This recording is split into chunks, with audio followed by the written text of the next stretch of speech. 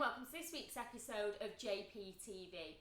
This week I'm going to talk about something I have spoken about before, but I just want to make it really clear. And what I'm going to speak about is inspections. So in general, this does relate to lettable properties as opposed to those that are up for sale. So when you are letting out a property, you need to ensure that you're doing regular inspections. One of the main reasons for this is when it comes to the deposit return.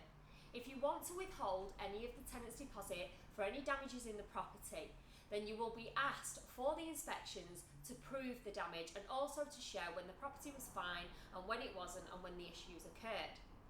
You should be doing them at regular intervals anyway, just for your own peace of mind. And also, if you're using an agent, I would ask them how often are they doing inspections. So here at JPH, we generally tend to do inspections. The first one after the first 6 weeks from when the tenant moves in. This is just for us to go along, make sure that they're fine, make sure everything's okay and happy with the property, and for us to just have a general round.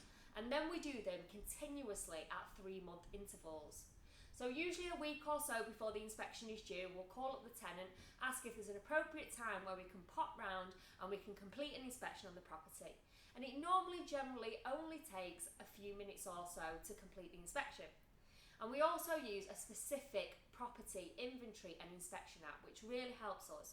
But if you are a landlord that's doing it for themselves, then go in there, just make a note of anything, and also ensure that you take pictures, even if it's just on your iPhone, to back up your findings. So the main thing is, make sure you're doing inspections, do them at quarterly times during the year, and just make sure that you keep notes of everything. That's all for this week, and I'll speak to you next week.